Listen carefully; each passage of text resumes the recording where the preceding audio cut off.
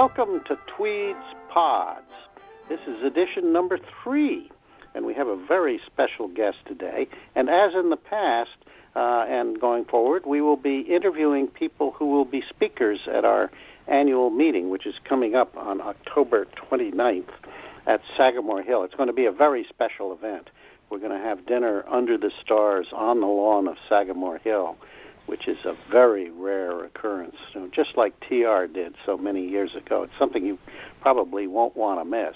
If you want to know more about that, go to www.theodoroosevelt.org, and you can find out about that and find out about joining the TRA. But let's get on. Our guest today is Bill Bleyer, a longtime friend of the Theodore Roosevelt Association and admirer of Theodore Roosevelt. He had a 33-year career as a reporter for Newsday, and his beat included Sagamore Hill and TR, and we're delighted to have him. He's now retired and a freelance writer and a historian writing books about Long Island history, and he is just about to publish a new book on Sagamore Hill and its history. So we are delighted to have him as our guest. So hello, Bill. Are you there? I'm here. Thank you for having me on. Oh, it's a pleasure. Bill and I have been friends for years. So, Bill, I want to start out. Could you tell us, why did you write this book? I mean, there are hundreds probably of Sagamore Hill and Roosevelt books, but it always surprised me that nobody had ever done the full history. The closest that's been done is Herman Hagedorn's famous Roosevelt of Sagamore Hill, but he wrote it in 1953 when he was executive director of the TRA, but he ends the story with TR dying in 1919. So he didn't deal with Edith Roosevelt's years there by herself or the TRA acquiring the property. So it just seemed like something that needed to be done. And every time I'd go to Sagamore Hill's bookshop, I'd be looking for something like this. That kind of book is usually available at most national park sites and presidential homes, a sort of short, concise history of the property. And for some reason, nobody had ever done it for Sagamore Hill. Well, I agree with you. It's way overdue. And we're all looking out for its publication date, which is almost immediately, isn't it? It's October 3rd. It'll be out. Great. It'll be in time for the annual meeting. And this book will be filled with images and stories. It's wonderful. Well, tell us a little bit of how the Roosevelts discovered Oyster Bay. Okay, well, that story begins with TR's grandfather, Cornelius Unshock Roosevelt, a successful businessman in the city who was looking for a way, like most wealthy people did in that era, to get out of New York in the summer, and he discovered this little sleepy waterfront community called Oyster Bay and started renting out there. And Theodore Roosevelt Sr., TR's father, would take the family out and stay with his father. What happened when Cornelius died, the family went elsewhere up the Hudson River and to Jersey Shore for a while, but then started renting their own house in Oyster Bay called Tranquility on Cove Road in Oyster Bay when TR was 15. And he continued that for 4 years until he died. It was anything but tranquil, right? Yes. They had a rambunctious family, as all Roosevelt fans know. So they would go boating in the morning, and then in the afternoon they would do theatricals or go horseback riding, led by TR Sr., and go visit the other Roosevelts renting in the neighborhood. Well, tell us how Sagamore Hill came to be.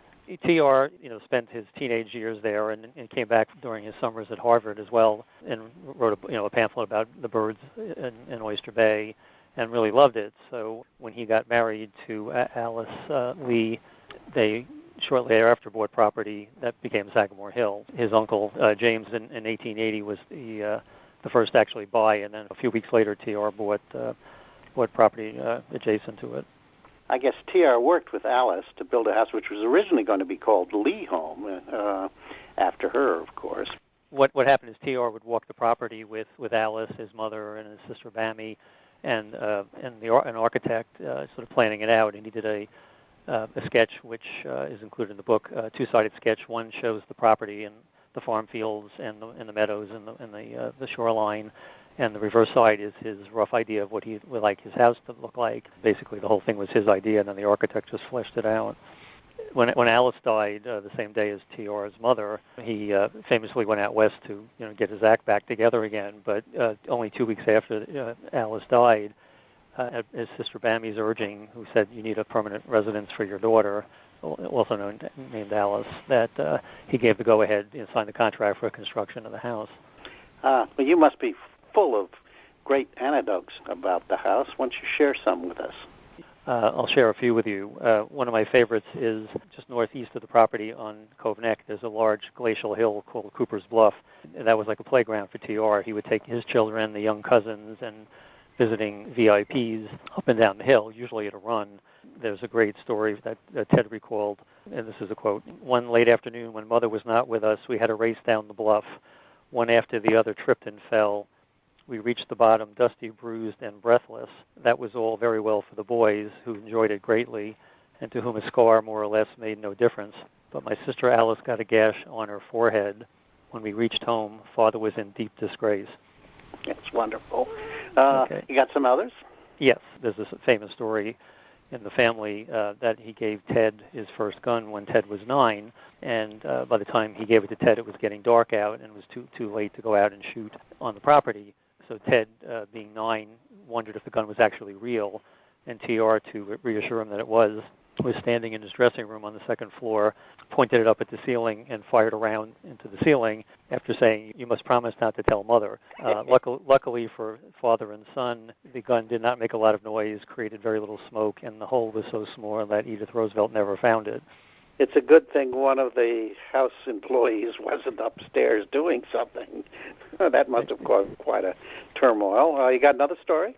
Yes, from Eleanor Butler Alexander, who had married Ted and came with their daughter Gracie to spend her first summer at Sagamore Hill. And she grew up as an only child in a very kind of cloistered environment, so dealing with the boisterous Roosevelt family was kind of a shock. And she wrote a letter about the first summer, quoting Eleanor, "The house was always full of people. The telephone never stopped ringing." And then she thought, she would finally get to sleep and things would quiet down at night, but then she found out, as she said, the Roosevelt family enjoyed life far too much to be willing to waste time sleeping. Shortly thereafter that, she went on her first family on-the-water picnic. The group, she said, marched down through the woods to the beach at Cold Spring Harbor at a pace that left her breathless, and then, braving a cloud of mosquitoes, they took their places in 5 rowboats. She goes on to say, "Under the blazing sun, we rowed and rowed. Some 2 hours later, we landed on a beach precisely like the one from which we had started." And then she describes having her first baked clam coated with sand. And she said at first it was delicious, but it soon wore off and it became like a piece of old rubber hose. Yes, they must have been quite something to deal with, mightn't they? Now, I understand it was not easy turning the house into a museum, was it? Literally within a week after TR's death in 1919, the Brooklyn Eagle and other periodicals, as well as Roosevelt's friends and admirers, immediately began pushing to make the house a shrine and museum, which immediately ran afoul of Edith Roosevelt's plans. It was a given in the family that Ted and Eleanor would inherit the house and live there.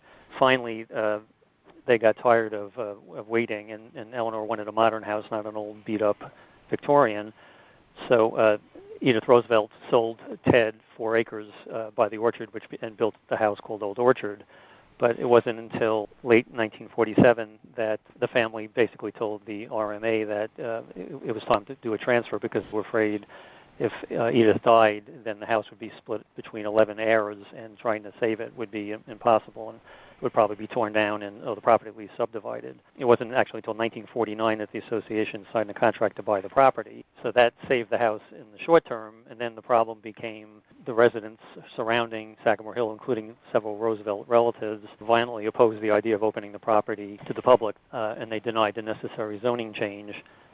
So the association worked with the town of Oyster Bay and New York State legislators, and they basically circumvented the village zoning and got a bill passed in the legislature saying that homes of former presidents could be turned into museums without local zoning approval, which is basically designed just for Sagamore Hill.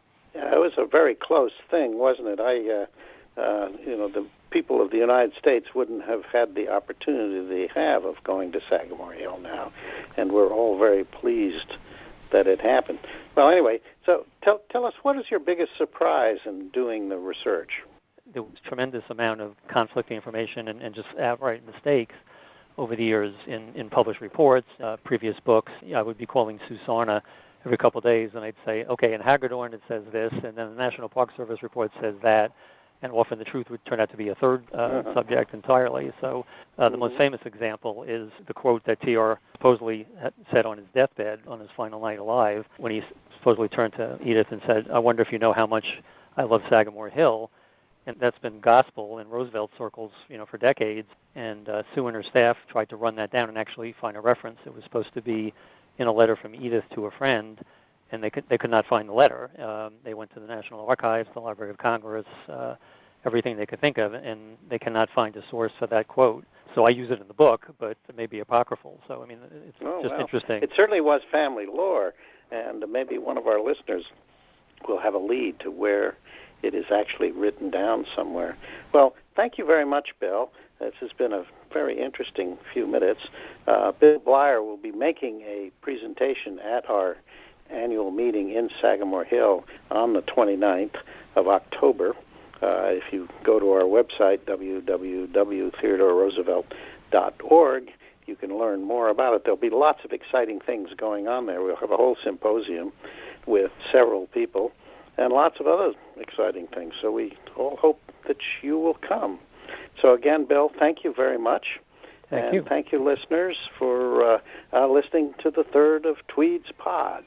I hope you've all enjoyed this podcast, and please feel free to pass it on to anybody you think might be interested. So until next time, bye.